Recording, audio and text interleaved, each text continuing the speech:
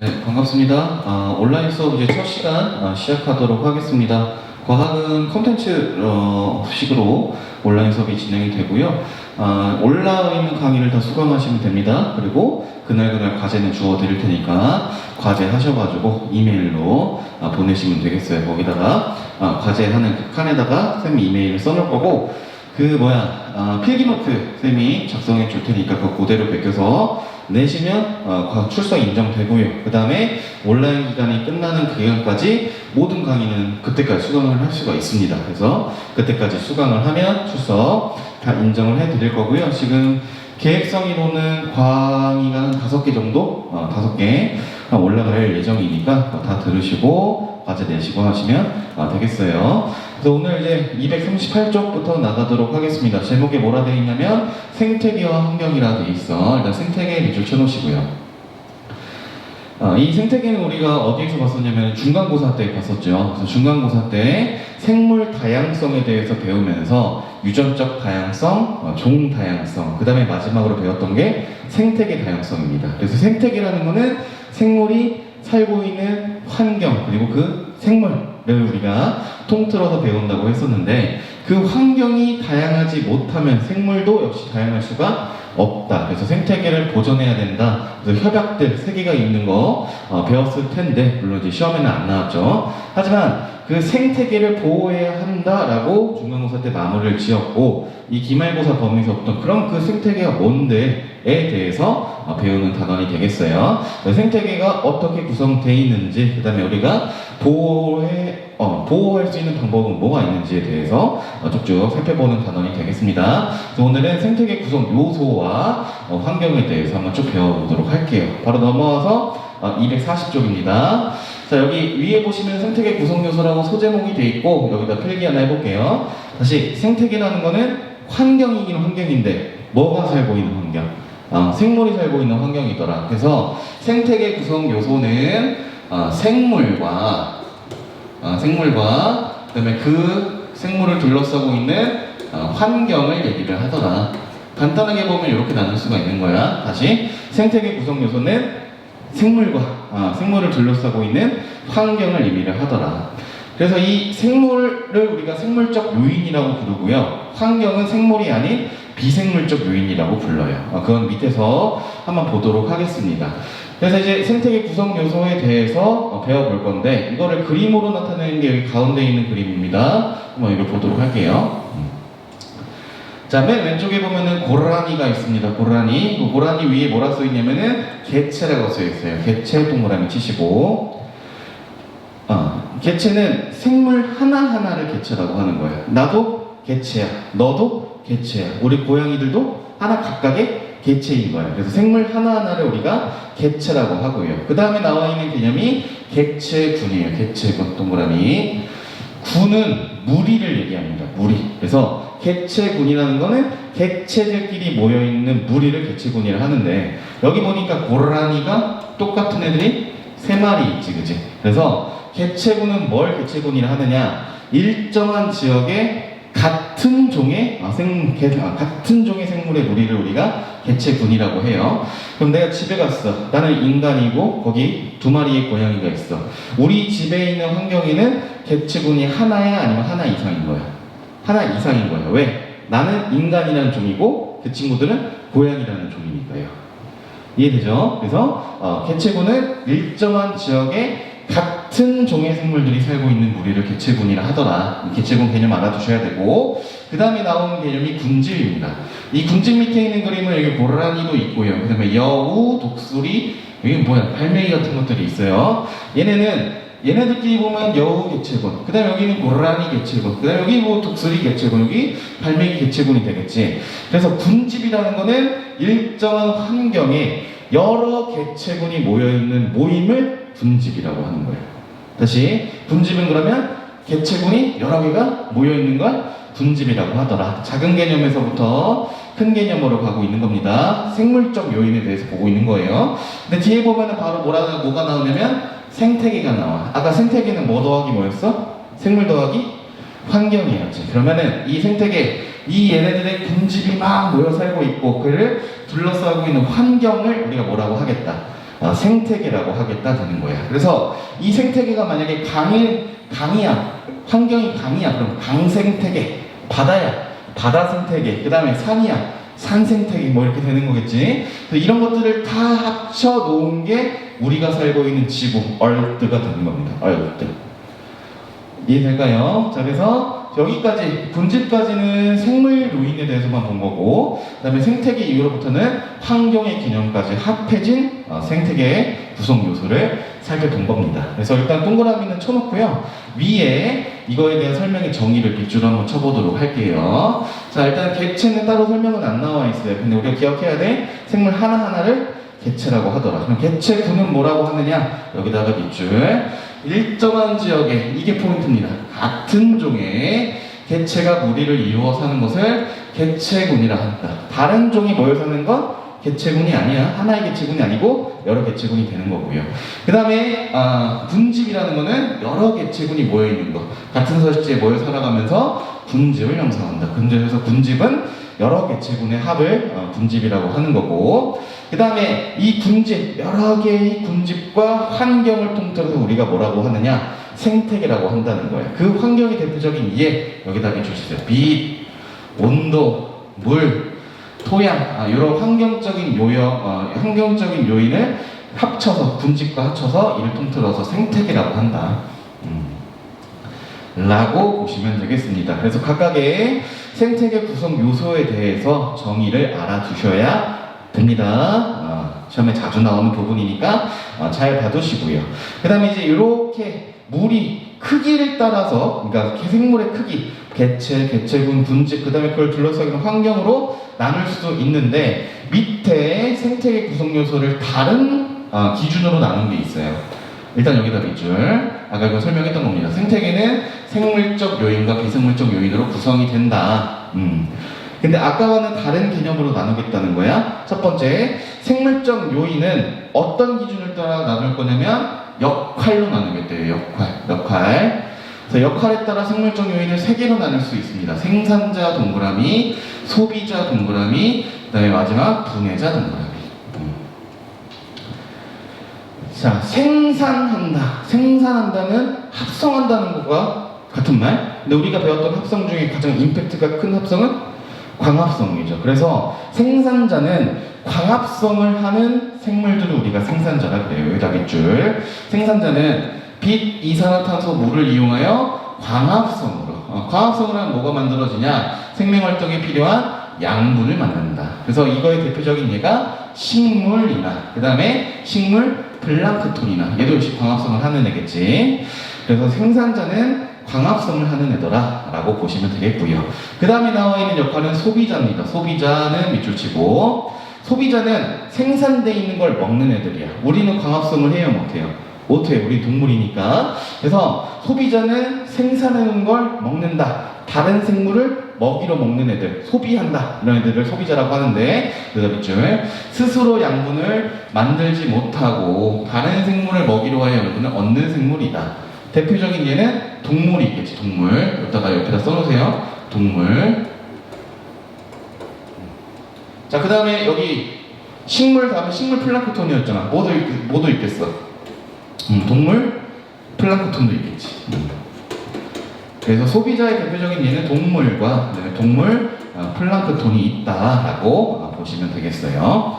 그 다음에 또 마지막 역할은 분해자입니다. 분해자 동그라미 치고, 밑줄 치고, 분해자는 말 그대로 남겨져 있는 걸 분해하는 거예요. 남겨져 있는 게 뭐냐? 배설물 혹은 동식물의 사체, 죽고 나서 남은 것들, 그거를 분해해서 영양분을 얻는 애들이에요. 그래서 여기다 밑줄. 다른 생물의 배설물이나 죽은 생물을 분해해서 양분을 얻는 생물로, 얘네의 대표적인 예가 세균, 그 다음에 곰팡이가 있습니다. 자, 그래서 생물적 요인은 아까는 크기에 따라서 나누는 거예요. 개체, 개체군, 분집 이렇게 나눈 건데, 이거는 역할에 따라서 생산자, 소비자, 분해자로 나눴더라. 생산자는 광합성하는 애, 소비자는 그걸 처먹는 애, 분해자는 걔네 둘을 분해하는 애. 요인들을 우리가 분해자라고 하고 각각의 예도 알아두시고요. 그다음에 비생물적 요인은 아까 말했던 것처럼 환경입니다. 환경. 그래서 비생물적 요인에 해당하는 거 빛, 온도, 물, 토양 등이 대표적인 환경이다. 비생물적 요인이다. 라고 봐두시면 되겠어요. 그래서 위아래 개념은 기준에 따라서 나누는 게 다른 거야. 위에는 생물의 크기에 따라서 나누는 거고, 그 다음에 여기는 역할에 따라서 나누는 거고, 환경은 똑같은 거고, 그래서 생태계 구성 요소는 이렇게 되는구나 라고 파악을 하시고요. 다음 쪽으로 한번 넘어가 봅시다. 자, 이 그림을 잘 봐두십시오. 별표 한 2개 정도 쳐놓으시고요. 그래서 우리가 아까 봤던 생물적 요인과 비생물적 요인을 그림으로 표시해 놨는데, 왼쪽에 녹색 원에는 생산자, 소비자, 분해자, 생물적 요인을 넣어놨고, 비생물적 요인, 물, 빛, 온도, 토양 이런 것들을 넣어놨는데, 보니까 각각의 지금 무슨 화살표가 되어 있냐면은 양방향 화살표가 되어 있어요. 양방향 화살표. 그래서 생물적 요인끼리 양방향 화살표가 되어 있고, 그 다음에 생물적 요인과 비생물적 요인도 서로 양방향 화살표가 되어 있어요. 이 양방향 화살표가 의미하는 건 무엇이냐? 여기다 써놓으십시오. 상호작용입니다. 상호작용. 상호작용. 서로에게 영향을 주고 받는다 라고 생각하시면 돼요. 예를 들어서 생산자입니다. 생산자가 만약에 없어졌다라고 해봐요. 생산자는 아까 광합성을 하는 식물이라고 그랬어. 식물을 먹는 동물은 초식동물이라고 그러지. 초식동물의 대표적인 예가 소. 그러면 식물이 없어. 생산자가 없어. 그럼 소가 먹을 게 없어서 죽겠지? 그럼 우리는 소를 먹을 수 있어? 없어? 없어요. 굉장한 영향을 받는다. 이거는 극단적인 예고. 어쨌든 이 생산자, 소비자, 분해자 할 거 없이 얘네들이 없어지거나 혹은 역할을 못하게 되냐면은 서로 굉장히 영향을 많이 주고받더라. 그래서 생물적 요인끼리도 서로 주고받는데, 우리가 빛, 물, 토양, 공기, 온도 이런 게 없이 이 지구에 살 수가 있다 없다? 없다라고 되는 거고, 그 다음에 인간 같은 경우에는 지금 이 지구의 환경을 파괴하고 있잖아. 그래서 점점 온도가 어떻게 돼요? 지구의 온도가 높아지고 있지. 여기 생물체가 환경에 영향을 주는 걸 볼 수가 있는 겁니다. 생물적 요인끼리도 서로 상호작용을 하는데, 생물적 요인과 환경에 해당하는 비생물적 요인도 역시 서로 영향을 주고받는다라고 기억을 하시면 되겠습니다. 그래서 이거에 대한 설명이 왼쪽에 나와 있어요. 여기 위에다 밑줄. 생물은 독립적으로 살아가지 않고 다른 생물이나 주변 환경과 영향을 주고받으며 밀접한 관계를 맺고 살아간다. 얘를 4글자로 줄이면 무슨 작용을 한다? 상호작용을 한다라고 봐주시면 되겠습니다. 상호작용. 그래서 밑에 보면은 상호작용의 이해가 쭉 나와 있는데, 요거는 한번 읽어보시고요. 밑에 있는 내용, 그 다음에 다음 쪽에 있는 내용도 역시 상호작용에 대한 거니까 우리가 중점적으로 다룰 건데 밑에 있는 거를 한번 해보도록 할게요. 그래서 어떤 방식으로 상호작용을 받느냐? 아까 우리가 밑줄 쳤던 환경은 요거 4가지였었어요. 빛, 온도, 물, 토양. 얘네들이 생물과 어떻게 상호작용을 받는지 예를 한번 보도록 할게요. 자, 밑에 있는 그림을 볼 겁니다. 밑에 있는 그림, 다시요. 밑에 있는 그림. 그림 4-3은 별표 5개 정도 펴놓으시고. 자, 왼쪽이나 오른쪽이나 그림이 지금 잎이에요. 잎. 자, 필기를 좀 해볼게요. 여기 옆에다 해보겠습니다. 잘 안 보이면은 잘 보세요. 최대한 크게 쓸게요. 자, 일단 잎이야, 잎. 잎인데 잎은 동물에 있는 게 아니라 식물에 있는 거지, 식물. 자, 식물은 빛 에너지를 받아서 무슨 합성을 하냐면 광합성을 해요. 이렇게 표현을 할게요. 빛 에너지를 이용해서 광합성을 하더라고요. 광합성. 근데 이 광합성은 중간고사 저번 1학기 기말고사 때 배웠던 데에서 어디서 일어난다고 했냐면은 식물의 엽록체에서 일어난다고 했어요. 엽록체. 근데 이 엽록체가 많이 모여있는 부분이 어디냐? 엽록체가 많은 곳은, 많은 기관은 식물의 잎이에요. 잎. 그래서 중학교 때까지는 뭐라고 배웠냐면은 잎에서 광합성이 일어난다라고 배워. 근데 그 녹색 부분이 엽록체 때문에 녹색이거든요. 그래서 식물의 녹색 부분은 다 광합성이 일어나는 거예요. 이건 몰라도 돼요? 그래서 엽록체가 많은 기관은 잎이기 때문에 주로 잎에서 광합성이 일어난다고 합니다. 근데 여기 왼쪽에 있는 그림을 보시면 잎의 조직이 두 가지가 있어요. 첫 번째는 여기 이렇게 위에 부분 울타리 조직이라고 되어 있지. 울타리 조직. 얘는 빽빽하게 돼 있어. 울타리처럼. 그래서 울타리 조직이라고 부르는 거고, 그 다음에 밑에 있는 조직은 구멍이 뽕뽕뽕뽕 뚫려 있어요. 얘를 해면 구조라고 그래. 그래서 해면 조직이라고 하는 거야. 해면 스펀지, 뭐 이렇게 폼클렌징 같은 거 짜서 하는 거, 그 구멍 뽕뽕뽕 뚫려 있잖아. 그거를 해면 구조라고 하는데, 어쨌든 잎은 울타리 조직과 해면 조직으로 나눠져 있다. 그래서 이 잎이 두 조직으로 나눠져 있는데, 주로 잎의 엽록체가 주로 어디에 있냐면은 울타리 조직에 있어요. 울타리 조직. 다시 울타리 조직이 엽록체가 많다. 엽록체가 많다. 엽록체가 많다. 엽록체가 많다는 소리는 광합성이 주로 일어나는 부분이 무슨 조직이다? 울타리 조직이라는 걸 알 수가 있겠지. 자, 그럼 이제 조건을 한번 붙여볼게요. 첫 번째, 왼쪽에 있는 잎은 강한 빛을 받는 잎이야. 강한 빛. 그럼 빛이 강하다라는 건 뭘 얘기를 하는 거냐? 빛 에너지가 많다는 소리지. 그럼 그 빛 에너지를 많이 받으니까 뭐도 양이 많아지겠어? 광합성의 양도 많아지겠지. 빛 에너지가 많으니까. 그지? 그래서 광합성량이 많다? 그럼 광합성이 주로 일어나는 부분은 잎인데, 잎 중에서도 어느 조직이? 울타리 조직이 뭐야겠어? 많아야겠지. 그래야 광합성이 잘 일어날 거 아니야. 주로 일어나는 부분이 울타리 조직이니까. 그래서 왼쪽에 있는 그림을 보시면 강한 빛을 받는 잎은 울타리 조직이 두 층으로 되어 있어요. 두꺼워지는. 강한 빛을 받는다? 울타리 조직이 어떻다? 얘는 높였다고 표현한 건데 두껍다라고 표현을 하면 돼요. 두껍다. 강한 빛을 받게 되면 잎의 모양이 두꺼워지는구나 라고 생각을 하시면 되고, 자, 이제 반대 경우 갑니다. 오른쪽 잎 같은 경우에는 약한 빛을 받는 잎이래. 다른 색깔로 되어 있다.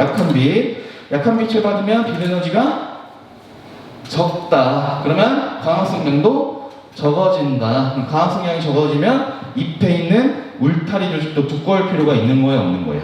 없는 거지. 그러면 약한 빛을 받으면 잎의 두께, 울타리 조직이 어떻게 된다?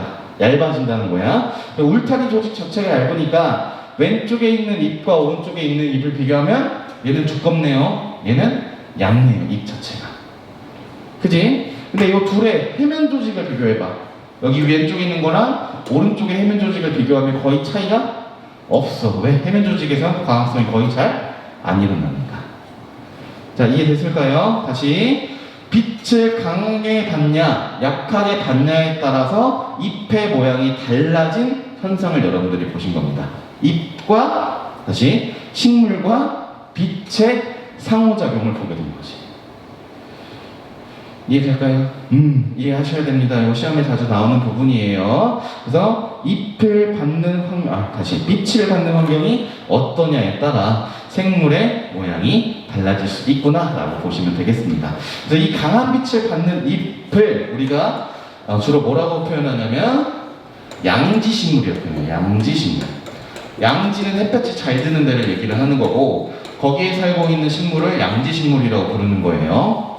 자, 양지식물이라고 한다. 이 양지식물의 대표적인 예가 소나무가 있어요. 소나무. 선생님, 소나무는 잎이 얄쌍하게 길잖아요. 그게 아니라 잎 자체 두께를 보는 거예요. 이렇게 동그랗게 원통으로 써있잖아. 두꺼운 편인 거예요, 소나무 솔잎은.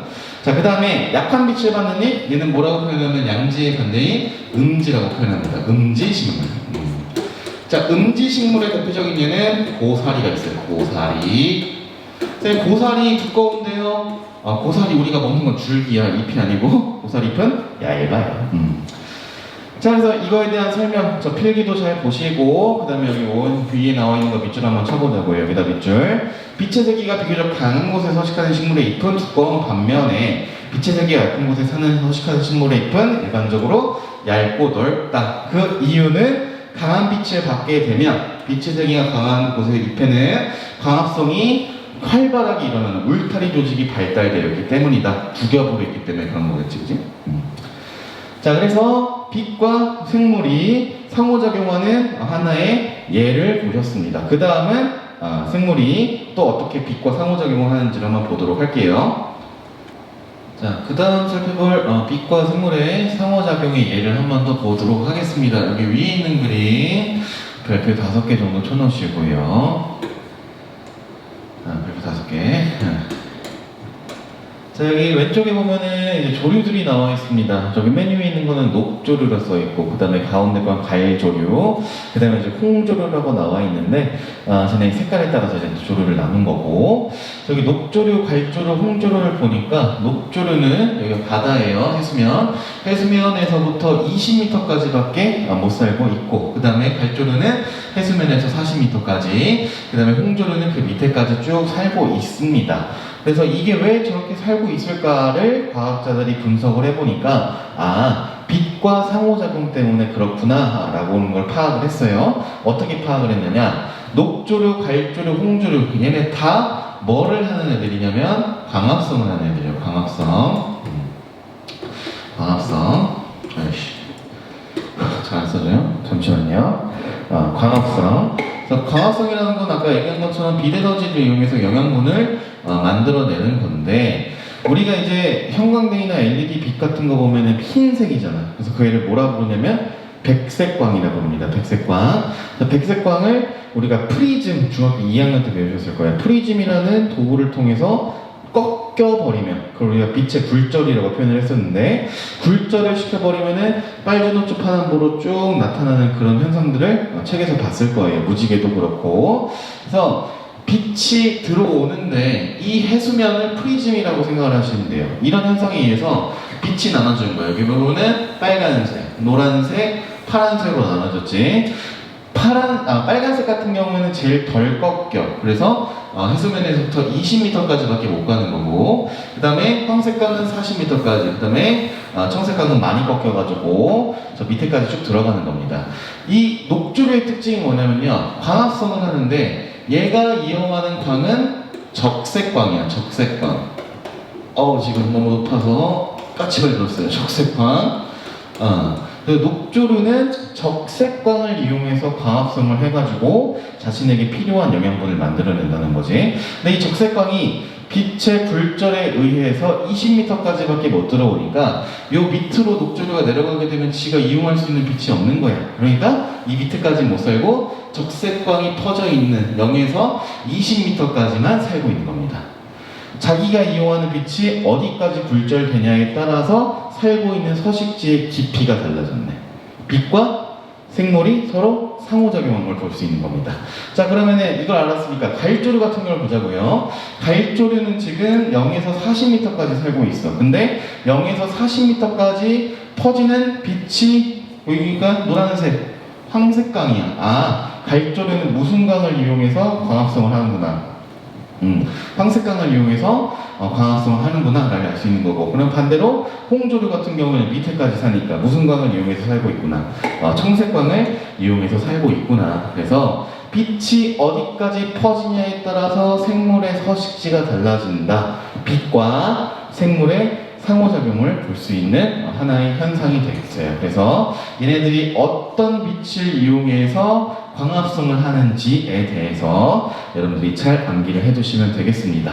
그리고 이 왼쪽에 있는 글들은 또 생물과 빛의 상호작용에 대해서 나와 있는 거니까 한번 읽어보시면 되고, 중점적으로 볼 거는 아까 봤던 빛의 세기에 따른 잎의 두께, 그 다음에 요거 얼마나 퍼지냐에 따라서 생물의 서식지가 바뀌는 이런 거를 보시면 되겠어요. 네. 자, 그래서 이제 빛과 생물의 상호작용 봤고요. 그 다음에 이제 온도와 생물입니다. 온도와 생물. 자, 온도는 생물에 어떤 영향을 미치느냐에 대해서 볼 건데, 요거는 조금 필기할 게 있습니다. 수학도 조금 해야 되고 한번 보도록 합시다. 자, 일단은 수학 좀 해볼게요. 수학. 부피와 표면적의 관계를 좀 아셔야 돼요. 부피와 표면적. 조금 어려워도 잘 들어. 부피와 표면적. 자, 이렇게 요만한 정육면체가 있었다고 해봅시다. 요만한 정육면체. 가로 1, 세로 1, 높이 1이라고 가정을 하고요. 그 다음에 두 번째 거는 조금 큰 거, 가로 2, 세로 2, 높이 2인 정육면체가 있었다고 가정을 해볼게요. 그럼 이제 여기서 뭘 우리가 구할 거냐? 부피와 표면적을 구할 거예요. 부피와 표면적. 조금씩 이제 수학의 영역이 오니까 조금 어려워하는 친구도 있는데 그러면 안 돼. 자, 부피는 우리가 어떻게 구했어? 수학에서 정육면체는 가로 곱하기 세로 곱하기 높이죠. 그러면 얘는 1 곱하기 1 곱하기 1이니까 몇이 되는 거야? 1이 되는 거야. 1 곱하기 1 곱하기 1을 할 수 있으니까. 자, 그 다음에 두 번째 거는 가로, 세로, 높이가 2이니까 2 곱하기 2는 4, 4 곱하기 2는 8이 되겠습니다. 8.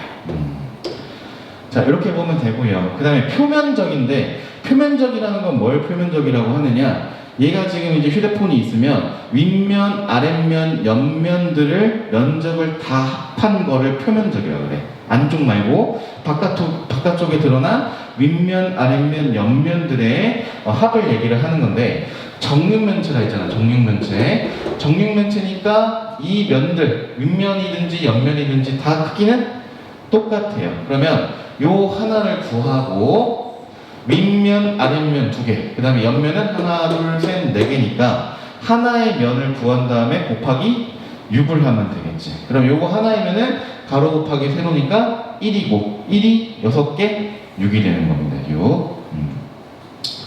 자, 그 다음에 요것도 한번 해보자고요. 요거 2 곱하기 2 곱하기 얘도 똑같이 윗면이든 옆면이든 아랫면이든 다 또 크기가 똑같은 정육면체야. 그럼 하나의 면은 가로 곱하기 세로니까 4야. 얘가 6개가 있으니까 24가 되겠습니다.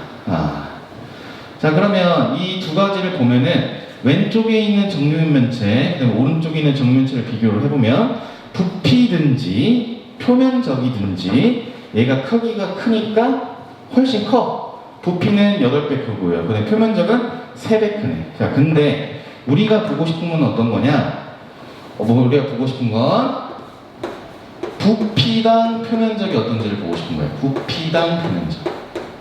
부피당 표면적. 부피당 표면적. 자, 부피당 표면적.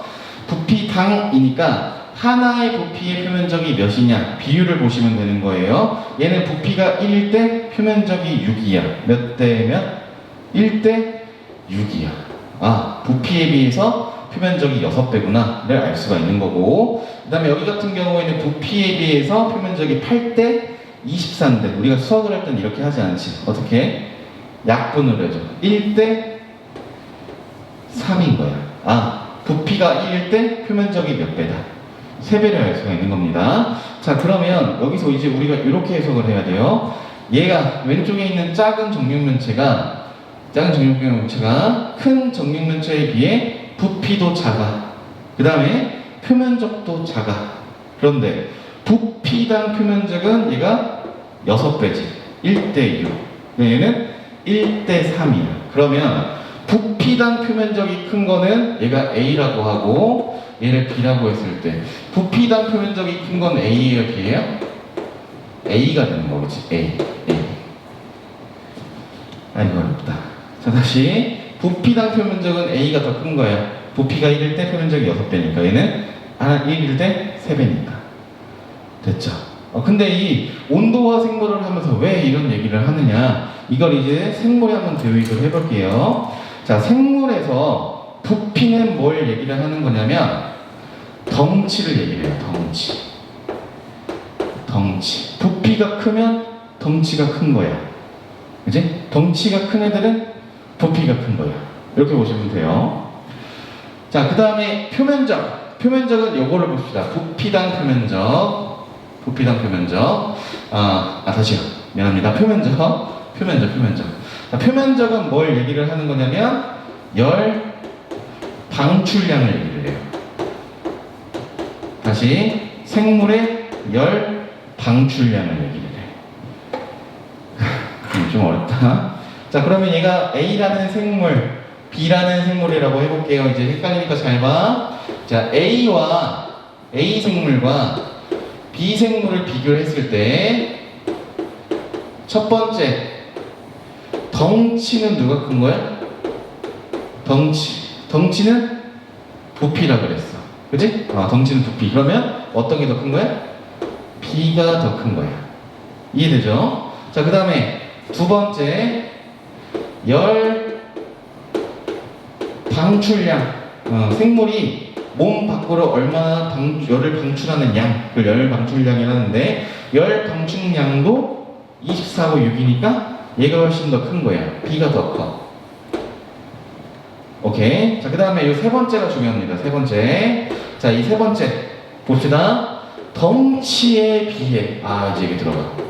덩치에 비해 열 방출량은 누가 크느냐를 보는 거야. 자, 덩치에 비해 열 방출량은 요걸 보셔야 돼요. 부피당 표면적. 이 당이 뭐뭐의 비례랑 똑같은 말이에요.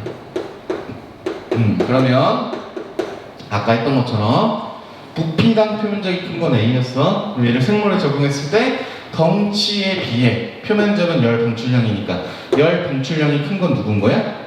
A인 거야. 절대적인 열 방출량의 값은 B가 더 커요. 그런데 덩치에 비해서 열 방출량이 큰 건 누구야? A인 거야.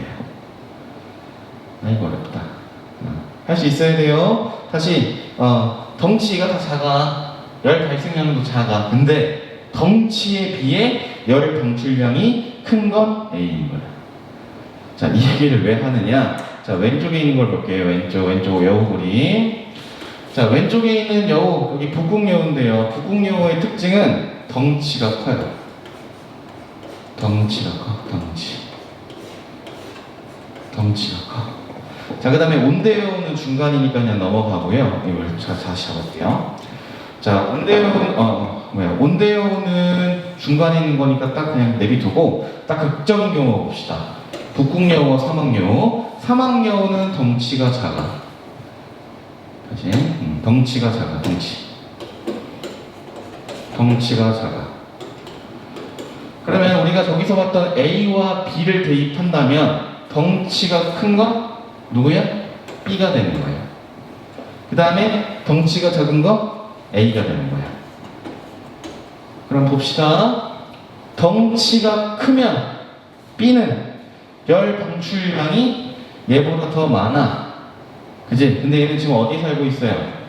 북극에 살고 있어요. 북극은 추워. 추우면 내 몸에 있는 열을 많이 뺏기면 좋아, 안 좋아? 안 좋아. 추우니까 내 열을 갖고 있어야지. 그지? 열 방출량을 낮춰야 돼. 그리고 여기는 주위가 너무 더워. 내 몸도 더워져. 더우니까 열 방출량이 어때야 돼? 많아야 돼. 딴 데로 팍 내뿜어야 돼. 그지? 근데 이 열 방출량이 많다는 거는 덩치에 비해서 얼마나 열 방출량으로 계산을 하는지를 봐야 돼요. 그럼 봐봐. 덩치가 크면 열 방출량도 많아. 근데 덩치에 비해 열 방출량은 얘보다 적잖아. 그치? 그래서 덩치가 큰 거야. 말이 좀 어렵다. 다시. 북극에서는 열 방출량이 적어야 돼. 그치? 그 덩치가 작아야 되잖아요. 이게 아니라 덩치에 비해 열 방출량이 작아야 되는 거야. 그래서 북극여우는 거대한 거예요. 큰 거예요. 북극곰 개 크잖아요. 그죠? 이렇게 되는 거고. 그 다음에 사막여우 같은 경우에는 사막여우는 덩치에 비해서 열 방출량이 많은 애야. 그래서 사막여우는 고양이처럼 조그만한 거야. 할 수 있어야 됩니다. 이제 이런 걸 꼭 물어요. 나중에 와서 물어볼 건데, 선생님 얘가 표면적이 작으니까 열 방출량이 작잖아요. 근데 왜 열방출량이 적은데 얘는 모양이 작아요. 더운 지방에서. 그렇게 하면 안 되고 덩치에 비해서 열방출량이 크니까 사막여우는 조그맣게 진화한 거예요. 자, 화이팅입니다. 할 수 있어요. 자, 그 다음에 또 다른 특징이 뭐가 있냐면 여기 북극여우는 귀가 짧아. 작은 귀. 네, 사막여우는 귀가 넓은 귀. 오케이? 그러면 요 귀가 짧다, 귀가 넓다. 바깥에 드러난 면적이지. 표면적이야. 표면적인데 어디에 표면적이냐? 몸 끝을 우리가 말단이라고 그래요. 말단. 말단 표면적. 이 말단 표면적이 넓으면 표면적은 열 방출량이라고 그랬잖아. 표면적이 크면 열 방출량이 많은 거야. 근데 여기 북극 여우는 추운 데 사니까 나한테 열을 갖고 있어야 돼. 열 방출량이 적어야 돼. 그래서 북극 여우는 말단 표면적이 작아서 몸치에 비해 귀가 작은 거지. 북극곰 엄청난데 귀 이만하잖아요. 코카콜라 본 적 있지? 자, 그 다음에 사막여우는 여기가 너무 더운 지방이니까 내가 열을 갖고 있으면 더 쪄 죽어. 그래서 열을 방출해야 돼. 그래서 말단 표면적이 큰 귀를 갖고 있는 거야. 아이고 어렵다. 자, 정리할게요. 다시. 부피는 덩치야. 그 다음에 표면적은 열 방출량이야. 추운 지방에 살면 열 방출량을 적어야 돼. 근데 덩치에 비해서 열 방출량이 작아야 돼. 그래서 덩치가 큰 게 덩치에 비해 열 방출량이 작으니까 북극여우는 크게 진화한 거야. 북극곰이나. 그런데 사막은 더우니까 내 몸에 있는 열도 밖으로 내보내야 돼. 내 몸에 열 갖고 있으면 쪄 죽는 거야. 열 방출량이 많아야 돼. 근데 열 방출량이 그 열 방출량이 아니라 덩치에 비해 열 방출량이야. 그래서 사막여우는 조만하게 발달한 거야. 이렇게 되는 거고, 또 다른 특징은 말단 표면적. 말단에 있는 귀가 북극여우는 작아. 열 방출량을 줄이기 위해서. 그 다음에 사막여우의 귀는 커. 말단 표면적이 커. 열 방출량을 늘리기 위해. 자, 계속 반복하면 됩니다. 반복하면 돼요. 조금 어려워도 잘 다시 바랍니다. 여기 옆에 밑줄 한번 쳐볼게요. 그리고 다시. 자, 그래서 온도와 생물이 어떻게 영향을 끼치느냐라고 되어 있는데, 자, 일단은 여기 위에 내용부터 한번 볼게요. 동물은 기온이 변하는 체온에 영향을 받는다라고 되어 있는데, 여기다 밑줄. 양서류, 어류, 파충류, 얘네들은 우리가 뭐라 부르냐면 변온동물이라고 합니다. 변온동물. 환경에 맞게 온도를 변화시킨다 해서 변온동물이야. 그래서 이런 동물 적응행사. 추운 데 가면 내 몸도 추워지고, 뜨거운 데 가면 내 몸도 뜨거워지고. 온도와 생물의 상호작용이나 볼 수 있는 거고요. 근데 조류, 그다음에 포유류, 새나 포유류, 젖을 먹여서 키우는 그런 동물들 같은 경우에는 정온동물이라고 합니다. 정온동물. 정온동물은 환경이 아무리 달라지더라도 온도를 일정하게 유지를 할 수 있는 동물들을 얘기하면 돼요. 우리는 포유류예요. 그리고 우리 몸의 체온은 거의 36.5도로 유지가 되니까 우리는 정온동물인 거예요. 정온동물. 그래서 정온동물 같은 경우에는 환경에 영향이 있더라도 우리 몸의 체온을 일정하게 유지하려고 한다. 근데 유지하려고 하는 방법 중에 얘를 왼쪽에 있는 걸 본 거예요. 그래서 여기 밑줄, 예를 들어 뒤에 밑줄. 북극여우는 몸집이 크고 몸의 말단부가 작아 열이 방출되는 것을 막지만, 그지? 근데 절대적인 열 방출량은 얘가 많아. 근데 덩치에 비해 열 방출량은 얘가 적은 거야. 할 수 있어? 자, 그 다음에 사막여우는 몸집이 작고 몸의 말단부가 커서 열을 잘 방출한다. 사는 지역에 따라 생물의 모양이 다르게 진화한 거예요. 같은 종이랄지라도. 온도와 생물이 상호작용을 했구나를 볼 수가 있는 대목이 되겠죠. 자, 그래서 다른 것들은 그냥 읽어보시고요. 여기 여우 아주 잘 기억을 하셔야겠습니다. 자, 그 다음에 또 다른 거 볼게요. 또 다른 환경과 상호작용. 물 봅시다. 물. 자, 물은 생물이 살아가는데 가장 중요한 것들이에요. 우리는 먹는 거, 음식을 섭취하는 거 2주 정도 안 해도 살 수 있대. 내가 2주 동안 안 먹으면 몸에 살이 싹 빠지겠지. 하지만 물은 3일만 안 먹어도 죽어요. 왜? 우리 몸에 일어나는 거의 모든 화학 반응에 물이 관여하기 때문입니다. 그래서 물은 생물에게 굉장히 중요한 건데, 물에 대해 물이라는 생물이 어떻게 상호작용을 하느냐? 여기다가 밑줄. 육상에 사는 생물은 몸속 수분을 보존하기 위해서 다양한 방법으로 적응했다. 몸에 우리 생물에 물이 중요하니까 물을 우리 몸 안에 보존시켜야 돼. 그래서 생물에 따라서 각기 다른 방법으로 물을 보존을 하더라. 곤충 같은 경우에 여기 장수풍뎅이 나와 있는데요. 얘가 톡 쳐보면 딱딱 소리 나. 딱딱한데 그 딱딱한 걸 우리가 뭐라고 성분을 이름을 지었냐면 키틴이라고 해서 이름을 지었습니다. 그 다음에 곤충은 몸의 표면이 키틴질로 되어 있다. 딱딱하다는 거는 견고하다는 소리, 단단하다는 소리. 물이 잘 빠져나간다, 못 나간다. 못 나간다. 그렇기 때문에 장수풍뎅이는 혹은 곤충들은 키틴질로 본인의 몸을 보호하고 있는 겁니다. 몸에 들어있는 수분의 방출을 막기 위해서. 자, 그 다음에 조류의 알, 계란이죠. 계란에서 병아리 나올 때 걔네도 역시 물을 계속 갖고 있어야 하기 때문에 계란 껍질은 딱딱한 거야. 물의 방출을 막기 위해서. 자, 그 다음에 파충류 같은 경우에는 뭐 유튜브 같은 데 보면 얘네가 껍질을 싹 벗는 경우가 있잖아. 탈피라고 하는데, 그래서 이 몸 표면이 뭐로 덮여 있냐면 비늘로 덮여 있어. 그래서 비닐이 물의 손실을 막는 거지. 방출을 막아서 수분을 몸에다가 유지를 해놓는 이런 경우가 되는 거고요. 그 다음에 식물 얘기, 식물 같은 경우, 육상식물 같은 경우에는 물을 쫙 끌어들이기 위해, 땅속에 있는 물을 끌어들이기 위해서 뿌리부터 줄기부터 잎이 아주 잘 발달이 돼 있어요. 그래서 우리가 땅에 있는 식물 파보면 뿌리부터 쫙 이제 물이 싹 이렇게 흡수가 되는 건데, 수련이나 생이가래 같은 물에서 사는 애들은 그냥 주변이 다 물이야. 굳이 뿌리가 있을 필요가 있어 없어? 없는 거지. 그래서 이런 뿌리나 줄기, 잎 등의 기관이 잘 발달돼 있지 않습니다. 널린 게 물이니까. 그래서 물이 어떤 환경으로 존재하느냐에 따라서 생물의 발달되는 기간이 달라진 경우, 그 다음에 여기 위에 있는 거는 몸의 수분을 보존하기 위해서 발달된 경우, 이런 것들을 여러분들이 기억을 하셔야 됩니다. 그래서 어떤 곤충은 키틴질, 알은 껍질, 파충류, 비늘 뭐 이런 식으로 물과 상호작용하는 거 보시면 되고요. 그 다음에 이제 토양과 생물입니다. 토양은 말 그대로 땅이에요. 땅. 우리는 어디서 살고 있어?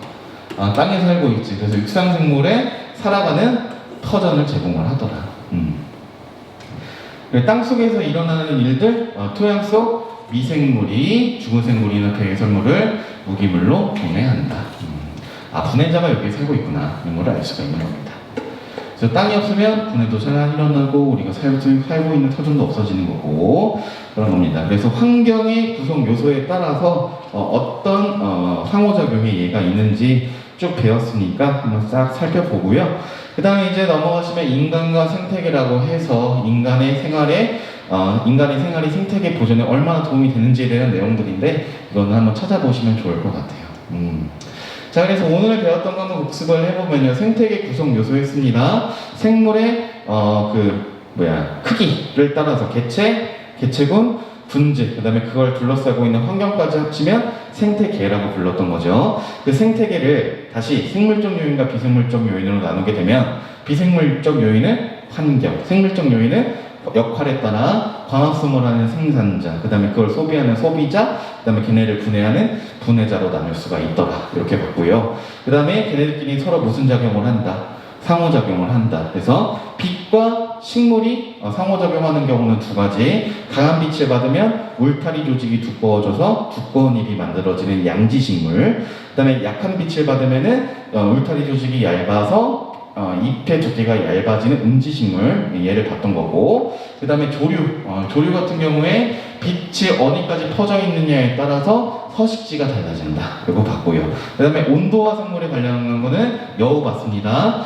북극에서는 열을 잘 방출하면 안 돼. 그러니까 덩치에 비해 열 방출량이 작도록 크게 진화를 한 거예요. 그 다음에 귀나 이런 데 말단도가 작게 형성이 된 거고요. 그 다음에 사막 같은 경우에는 더우니까 내 몸에 있는 열을 잘 방출해야 돼. 그래서 덩치에 비해 열 방출량이 높도록 크기가 작게 진화를 했고, 그 다음에 귀도 넓어진 이렇게 진화를 했다. 같은 종이라도 온도의 사는 환경의 온도가 어떠냐에 따라서 달라지는 경우를 봤고요. 그 다음에 물 같은 경우에 생물에 굉장히 중요하기 때문에 물을 잘 보존을 해야 된다. 곤충은 키틴질로 본인의 몸을 둘러싸서 수분의 손실을 막고, 그 다음에 알 같은 경우에는 단단한 껍데기, 그 다음에 파충류 이런 애들은 비닐로 덮여 있어가지고 이렇게 된다는 거. 그다음에 뭐 식물 얘기도 했었고요. 그다음에 토양 같은 경우에는 육상생물의 터전을 제공하기도 하고 미생물의 분해가 일어나는 곳이더라 이렇게 표현을 했었습니다. 이번에 한번 읽어보라고 했고요.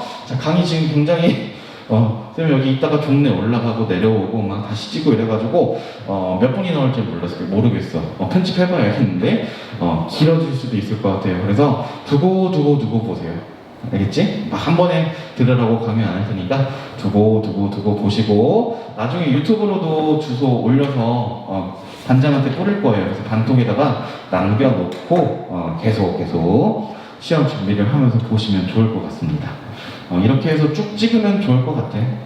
쭉 찍어볼까? 어쨌든 그건 좀 생각을 해보겠습니다. 그래서 첫 시간 이걸로 마무리를 하고요. 아마 지금 첫 시간에 강의 하나만 올라가 있는 반이 있을 거야. 쭉 있을 거야, 쭉. 이제 더 올라갈 거니까 기대하십시오. 다 보셔야 됩니다. 그래서 다음 시간에는 이 생태계 피라미드, 생태계 표명에 관한 이야기를 하도록 하겠습니다. 자, 오늘은 여기까지요. 수고했어요.